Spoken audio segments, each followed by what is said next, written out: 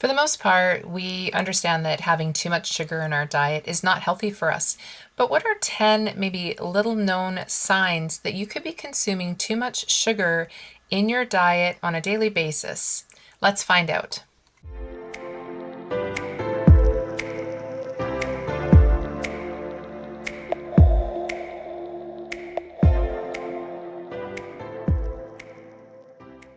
Hi, and welcome to Nature's Path to Wellness. My name is Wendy, and today I want to share with you 10 maybe little known signs that you could be consuming too much sugar in your diet.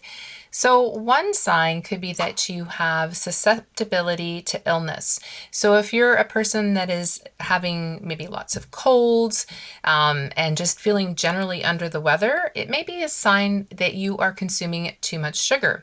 Too much sugar in your diet can weaken your immune system, making you more vulnerable to infection, and sugar affects the way that your white blood cells attack bacteria. Sugar also triggers low-grade inflammation in your body, so that in and of itself can actually lead to other problems such as diabetes, of course, cardiovascular disease, and other types of things that can come about as a result of constant low-grade inflammation.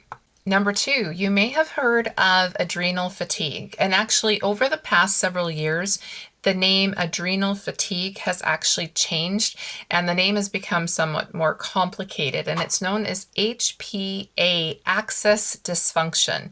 You may have not heard of that, but you've probably heard of adrenal dysfunction. And the reason they changed the name is because it seems to say that the adrenals are the only thing involved as a result of having too much sugar, which actually isn't true, hence the change of the name. And you may be familiar with the adrenals. They're the glands that are located at the top of the kidneys, and they're responsible for producing hormones involved in regulating several body functions. So the mechanism of this HPA access is that the pancreas is alerted to release insulin when your body consumes food. So anything that you're consuming pretty much has some sort of carbs or sugar in it of some sort. And so with the mechanism, your body is alerted, the pancreas is saying, okay, here comes something that is sugar related, and so I need to secrete insulin in order to help manage the blood glucose. And so of course, if you're consuming too much sugar on a regular basis, the insulin is secreted and it's trying to get the sugar into the cells so that it can be used for energy. And over time, if we're consuming too much, we're secreting the insulin. The body is trying to get the sugar into the cells to be used for energy, but the cells can only handle so much. And over time, your blood glucose levels rise, and the body is trying to produce more insulin. Of course, we end up with this sort of vicious circle, right? Where there's more insulin coming, more glucose in the blood, and it's a vicious circle, and we end up with hyperinsulinemia. And the body, because it's trying to react to the situation, it's secreting norepinephrine and epinephrine in a result, like it's like a fight or flight symptom that is happening in your body. So with the majority of the diets that we see being consumed, they're the standard American diet, which is also known as SAD, a highly appropriate name for it. So in the past years, like let's say 30 or 40 years ago, the average person consumed about 4 pounds of sugar in their diet. So, just with having various types of foods, they were intaking about 4 pounds. And even that sounds like a lot. But in the recent years, with the standard American diet, people are consuming, and this is going to probably blow your mind, upwards of about 180 pounds of sugar in their diet. So that's a crazy amount. And it's really no wonder that we've ended up in this situation of having type 2 diabetes and obesity that's going on in the last several years. So with all of that explained there, basically we have called this a HPA axis dysfunction now, rather than adrenal fatigue. It's really just a complex set of interactions that happen between the hypothalamus and the pituitary gland and the adrenal glands. And so the system is not working as it should, and it's really just being overworked as a result of consuming too much sugar. This HPA axis dysfunction elicits symptoms such as memory problems, brain fog, hormonal imbalances, skin problems like acne, difficulty sleeping, and reduced libido. So that is number 2 and could be a sign that you're consuming too much sugar. Another sign, or number 3, of consuming too much sugar is that you are having aging skin. So if you're not noticing that your skin is starting to sag, and you're having more wrinkles appearing. Now, of course, as we age, the collagen in our body is becoming depleted. And of course, just depending on your overall diet, that will sort of be a reflection on your skin. So excess sugar in the diet, though, can lead to ages, which is not just ages like we think of somebody getting old, but it actually stands for advanced glycation end products. And these negatively affect the collagen production, and this is what results in sagging skin and premature wrinkles. Number 4 is chronic thirst and dehydration.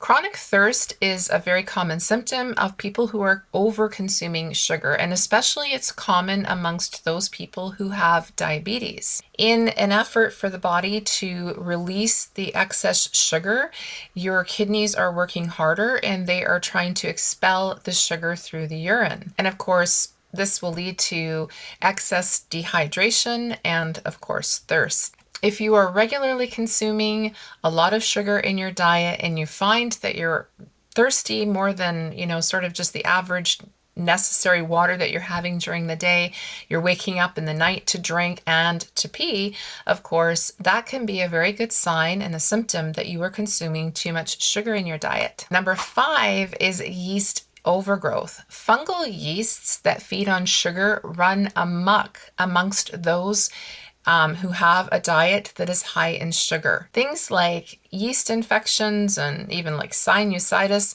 are outward symptoms of an inward problem of consuming too much sugar. It's basically because of a yeast overgrowth.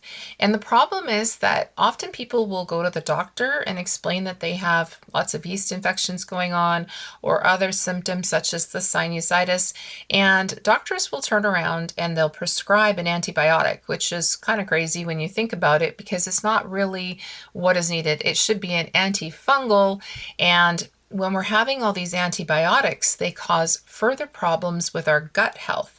And so then we're depleting the healthy gut flora, which is there to try and help with these fungal infections. So it leads to another vicious cycle of having the yeast overgrowth because of too much sugar, leading to going to the doctor, being given an antibiotic, and then depleting our gut flora, and then the cycle continues on, as you can see. So we really need to get to the root of the problem and get rid of the sugar that we're consuming in order to correct the problem. So number 6, if you're dealing with painful, swollen joints, of course there could be numerous reasons why you might be experiencing that may not be even related to your diet, but as somebody who practices nutrition, I often want to always look at what the person's diet is first and see how that might relate to what's going on in their body. And of course, painful swollen joints is just another one of those things. So as we talked about earlier, as it relates to the skin being maybe saggy and wrinkly, we talked about collagen production. And so it's not any different when it comes to our joints.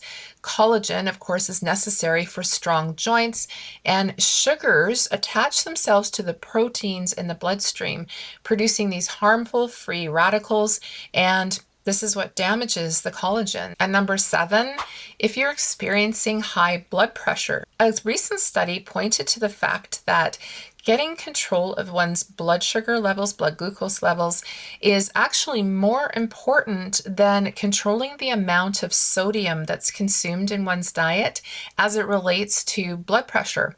And so this is a study by the American Journal of Nephrology, and it says, of course, that the blood sugar levels and getting control of blood glucose, again, more important than how much sodium. We've been told for so long that sodium is the issue.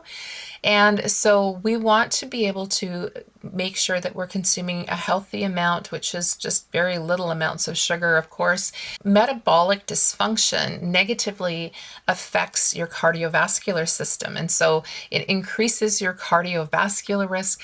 And fructose in particular may pose the highest risk.